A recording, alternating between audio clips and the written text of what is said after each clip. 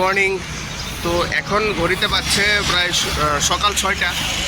তো এখনই বেরিয়ে গেলাম, দেখি কি গাড়ি পাই।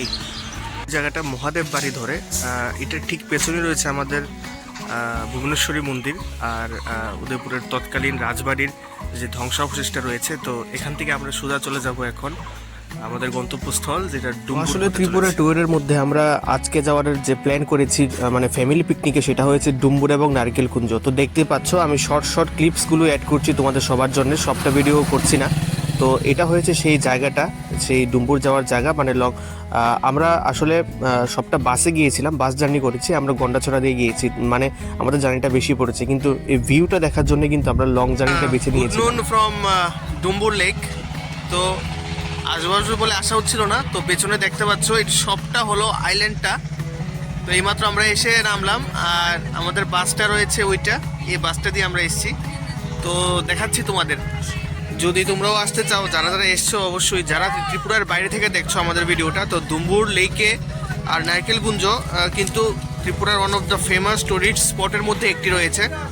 যারা আসতে চাও আমি অবশ্যই ডেসক্রিপশনে বা কিভাবে কি করতে হয় আমি সব বলে দেবো, কোথা থেকে গাড়ি পাবে সব বিষয় জানিয়ে দেবো তোমাদের সবার জন্য।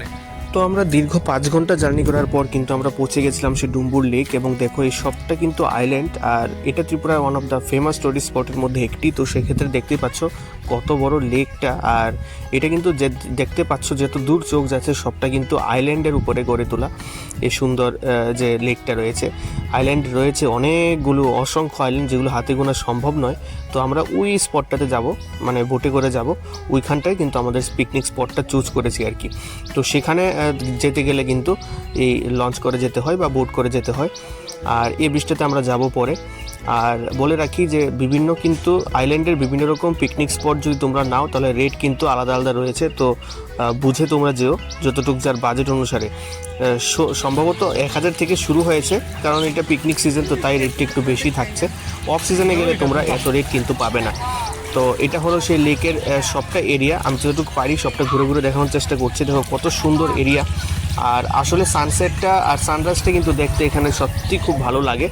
আর এটা হলো আমাদের সেই স্পটটা যেখানে আমরা সবটা পিকনিক করব। আর এই জায়গাটা কিন্তু বেশ বিশাল বড়, ঠিক আছে। মানে এই আইল্যান্ডগুলি দূর থেকে যতটুকু ছোট দেখা যায়, কিন্তু সামনে গেলে বোঝা যায় যে এটা বিশাল বড় কিন্তু এরিয়া। আর দেখো বসন্ত এসে গেছে, মানে গাছে গাছে নতুন ফুল, নতুন যে পাতা গজাচ্ছে, সেগুলো দেখতে খুব ভালো লাগে। এবং আমরা পিকনিক শেষ করে মানে সন্ধ্যা হওয়ার ঠিক আগ মুহূর্তে গোধূলির সময় আমরা পৌঁছে যাচ্ছিলাম নারকেলকুঞ্জ ঘোরার জন্য, ডুম্বুর লেকের এই জায়গাটা থেকে। মানে নারকেলকুঞ্জ আর একটা আইল্যান্ড আর কি, তো সেই আইল্যান্ডে আমরা এখন পৌঁছে যাব। দেখো কত ডিপ জল দেখতে লাগছে। এখানে গত বছর একটা অ্যাক্সিডেন্টও হয়েছিল। তো দেখো এখানে খাওয়ার অনেকগুলো মানে আইটেমস রয়েছে, স্ট্রিট ফুড রয়েছে। তো নারকেলকুঞ্জ এটা হলো এন্ট্রিটা এদিক দিয়ে হয়, আর এটা কিন্তু সত্যি খুব ভালো লাগে দেখতে। আর দেখো ভিতরের এন্ট্রান্সটা কিছুটা দেখতে এইরকম।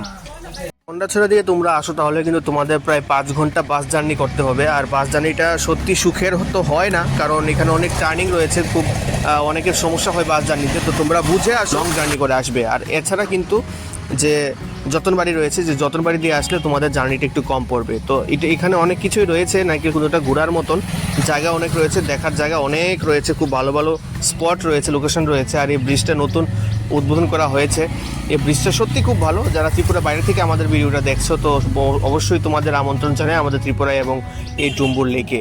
তো দেখো এটা একটা ঝুলন্ত কিন্তু ব্রিজ, সেই ঝুলন্ত ব্রিজের মধ্যে যে লোকেশনটা, এটা দেখতে কিছুটা এরকম লাগে আর কি। খুব সুন্দর দেখো এরিয়াটা, এবং এখান থেকে কিন্তু সবটা চত্বর তুমি দেখতে পারো, সবটা আইল্যান্ড কিন্তু দেখা যায় এখান থেকে দাঁড়িয়ে। আর যারা স্টে করবে, স্টে করার জন্য অনেক সুন্দর সুন্দর থাকার ব্যবস্থা রয়েছে, বিভিন্ন রেটের মধ্যে রয়েছে। তো এখানে অনেকগুলো হোমস্টে তোমরা দেখতে পাচ্ছ।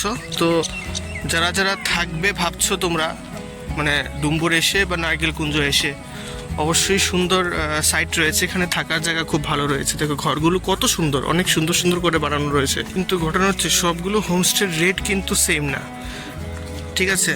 এটা তোমাদের যা যা বাজেট বুঝে তোমরা কিন্তু রুম নিতে পারো, মানে একদিনে থাকার জন্যে, স্টে করার জন্যে। তো এখানে 2000 থেকে শুরু আপ টু 7000 8000 পর্যন্ত রয়েছে।